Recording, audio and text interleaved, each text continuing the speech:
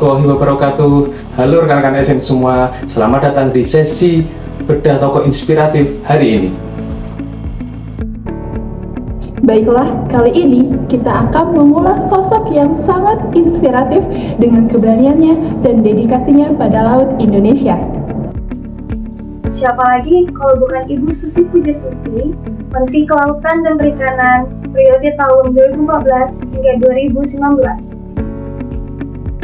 Meskipun beliau berlatar belakang dari pengusaha, namun nilai kepemimpinan beliau sangat relevan dengan core value kita sebagai ASN.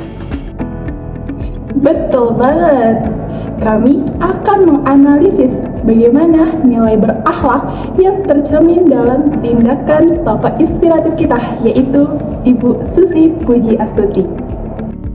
Dan yang paling penting, bagaimana kita bisa memaknai dan merealisasikan semangat jargon tenggelamkan yang menjadi ciri khas beliau ke dalam tugas harian kita selaku ASN yang berakhlak. Yuk, kita mulai!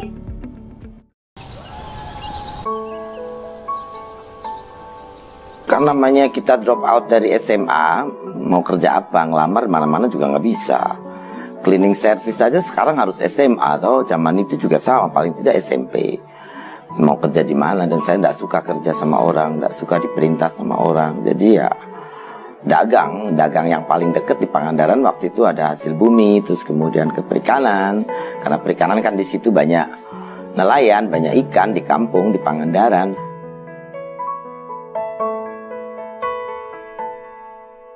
Menteri Kelautan dan Perikanan, Ibu Susi Pujiastuti.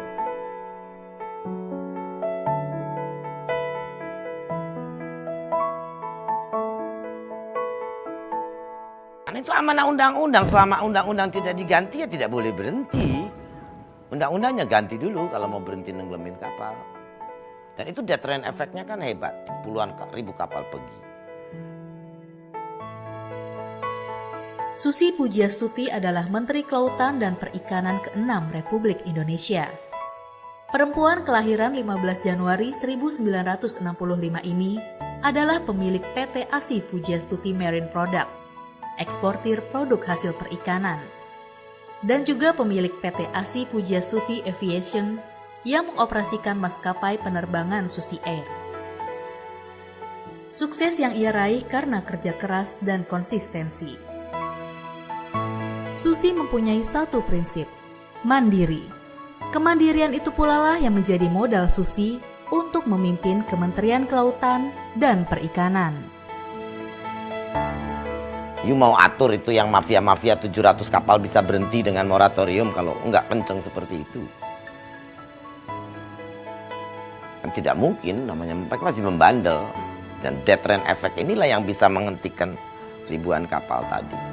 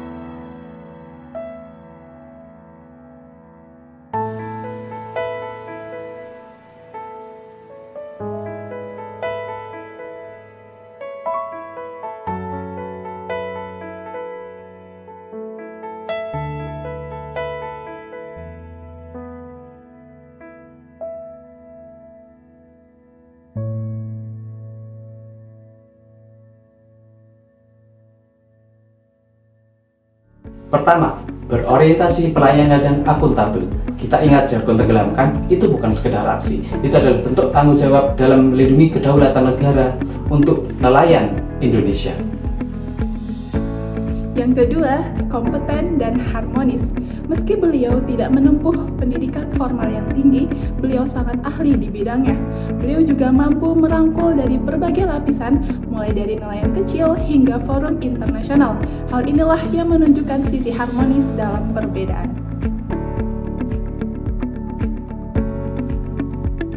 Dan selanjutnya nilai yang tak kalah penting, yaitu nilai loyal, adaptif, dan kolaboratif. Loyalitas beliau terhadap NKRI tidak perlu kita ragukan lagi.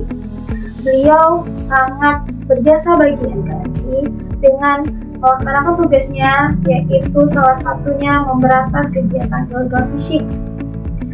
Beliau pun juga sangat adaptif dalam penggunaan teknologi terbarukan guna untuk melancarkan kegiatan dalam pemberantasan kegiatan illegal fishing. Serta beliau ikut berkolaborasi bersama TNI AL dan Polri dalam memberantas kegiatan illegal fishing tersebut. Lalu, bagaimana kita mengimplementasikan dalam kehidupan sehari-hari kita sebagai PNS? Intinya yang pertama adalah berani untuk melakukan perubahan. Di bagian kearsipan atau layanan publik, saya sebagai arsiparis ahli pertama harus adaptif.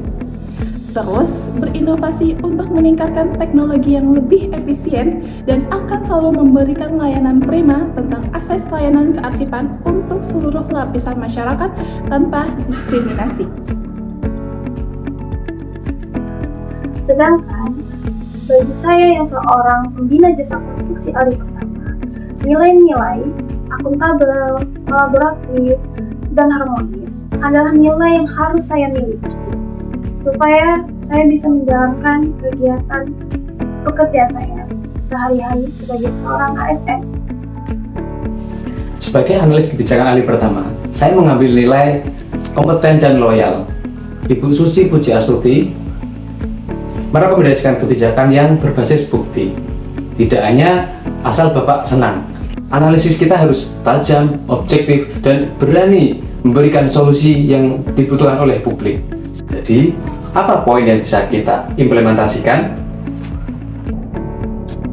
Integritas tanpa kompromi menjadi PNS berarti menjaga rahasia negara dengan keberanian. Selain itu, poin inovasi. Kita harus selalu berinovasi dan terus belajar untuk bisa memberikan solusi yang terbaik bagi organisasi ataupun instansi kita. Orientasi pada dampak bukan sekedar administrasi. Pastikan kerja kita dirasakan manfaatnya oleh masyarakat. Kedepannya, kita tidak boleh menjadi pengikut arus. Kita harus menjadi agen perubahan. Kami berkomitmen Untuk menerapkan nilai berakhlak secara konsisten, akan terus memberikan pelayanan yang prima dan menjaga kolaborasi demi kemajuan instansi. ASN berakhlak, bangga melayani bangsa.